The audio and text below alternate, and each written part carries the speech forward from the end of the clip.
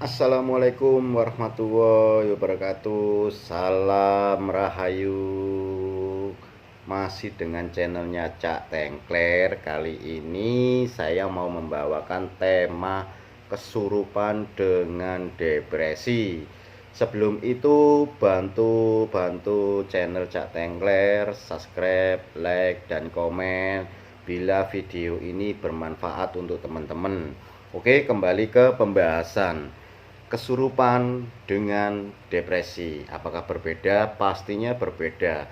Yang kesurupan dimasukin makhluk halus, dan yang depresi dimasukin permasalahannya. Tapi kedua-duanya ini hampir sama kelakuannya. Depresi bila sudah menjadi, emosinya tidak terkontrol, jiwanya udah tergoyang, pikirannya sudah tidak karu-karuan, akhirnya dia seperti orang kesurupan, teriak-teriak, terus gulung-gulung, marah-marah, seperti itu. Sama kayak kesurupan.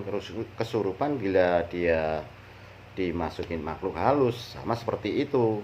Dia gulung-gulung, marah-marah, teriak-teriak, hampir sama. Kadang kita tidak bisa membedakan mana ini yang kesurupan, mana ini yang depresi. Orang depresi kadang dikira depresi, oh kesurupan ini, padahal dia depresi. Faktor depresi adalah pastinya permasalahan. Jadi permasalahan yang dipendam atau yang dipikir, akhirnya dia meluap emosinya tidak terkontrol, seperti itu. Banyak sekali. Sebelumnya Cak Tengkler juga sering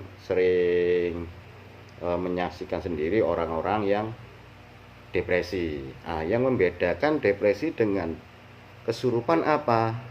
Sebenarnya mudah, sangat mudah. Kalau kita lihat matanya saja, antara kedua itu, bila orang depresi itu pasti matanya melek. Kalau orang kesurupan rata-rata matanya merem. Ini kesurupan asli, bukan yang kaleng-kaleng istilahnya. Karena apa? Orang kesurupan itu dia pikirannya sudah tidak terkontrol dan ditempeli makhluk halus. Akhirnya pikirannya tertutup, diganti dengan pikirannya makhluk halus. Seperti itu. Beda lagi dengan depresi. Dia pikirannya masih main, tapi sudah tidak terarah. Tapi masih istilahnya masih sadar. Beda lagi dengan kesurupan, sudah dikuasai sama makhluk halus, pikirannya seperti itu. Nah, orang kesurupan rata-rata, kenapa saya bilang tadi matanya merem, itu ada faktornya. Jadi saya jelaskan begini. Makhluk halus atau jin, dia tidak mampu melihat lampu atau sinar matahari, sinar lampu dan sinar matahari, karena alamnya di sana adalah alam surup. Alam surup itu alam yang mau menginjak waktunya maghrib, itu mau menjelang petang, seperti itu. Dia tidak mampu melihat sinar karena keterbatasan dengan alamnya, seperti itu. Terus untuk menangani orang kesurupan, bagaimana menangani kesurupan? Saya jelaskan dulu. Orang kesurupan itu kadang tipikalnya beda-beda.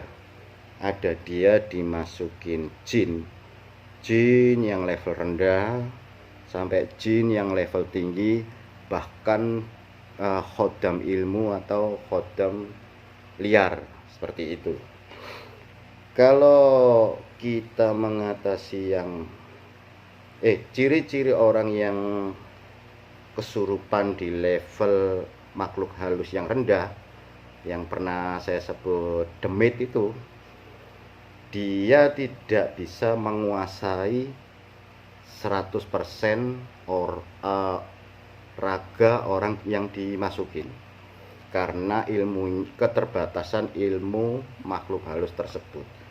Dia cuman bisa menguasai raganya, belum sampai ke pikirannya full. Seperti itu. Beda lagi kalau orang dirasuki jin yang level tinggi, atau apalagi jinnya itu jin kelas. Beda lagi. Itu kalau sudah jin kelas, rata-rata sudah badannya tegap gini, dia bisa duduk, dia bisa ngobrol seperti ngobrol sama orang.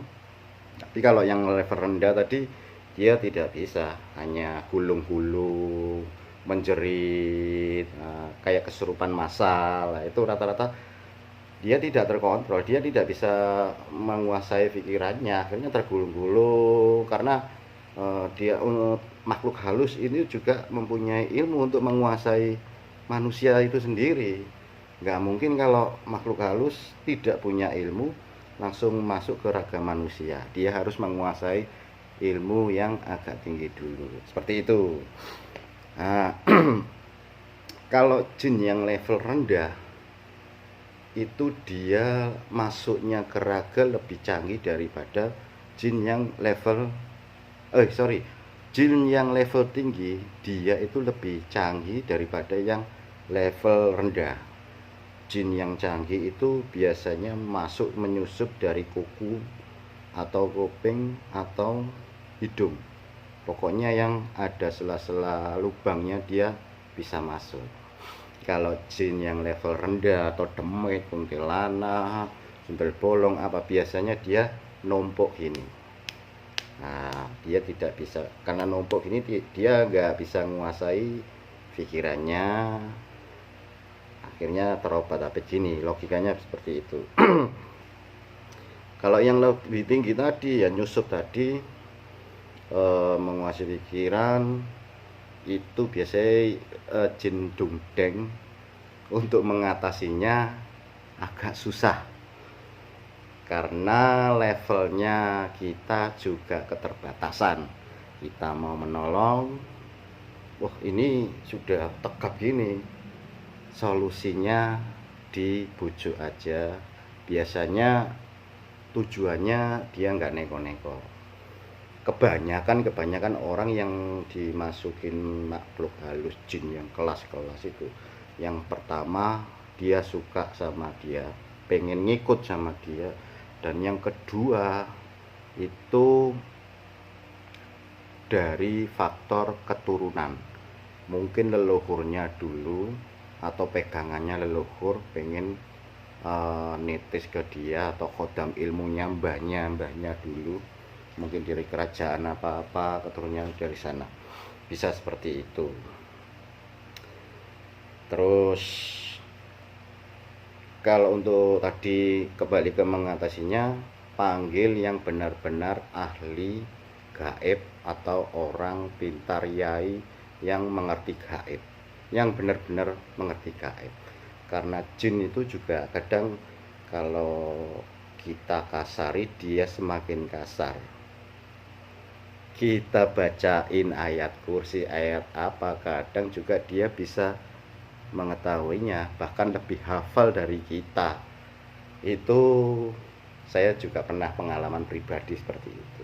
Kasih surat ini masih menter gitu. Malah dia bisa mengikuti karena dia jin muslim gitu, seperti itu. Nah, sebenarnya tujuannya baik ya. Kalau kita bisa ngomong baik-baik, jenengan keluar, kasihan raga anak ini. Nanti kalau memang anak ini berkenan ikut jenengan, diikutin jenengan, nanti biar anaknya konfirmasi sendiri, seperti itu. Soalnya kalau udah dimasukin jin yang kelas, otomatis wadahnya itu sudah bagus, dia punya keturunan, wadahnya udah tertata, tinggal diikutin aja. Nah, beda lagi yang tadi, yang kelas rendah, jin yang kelas rendah, otomatis dia biasanya itu merasa terganggu. Karena kenapa ada kesurupan massal, terus kesurupan di mana-mana, kebanyakan kan di sekolahan, di alam liar, atau di pas camping atau itu. Nah, di situ dia sebenarnya merasa terganggu. Kembali ke kita, kita bisa menghargai makhluk halus atau tidak. Soalnya kita beda alam. Kalau kita kemana-mana mengucap permisi atau salam, nah, otomatis dia merasa dihargai. Tak sampai kesurupan kayak tadi. Sebenarnya itu jangan sampai mengganggu makhluk halus, apalagi dibikin di undang-undang, di apa istilahnya, menyepelekan. Jangan sampai menyepelekan. Itu sih depresi, antara kesurupan dengan depresi, karena kedua ini hampir sama kelakuannya. Itu dari Cak Tengkleng.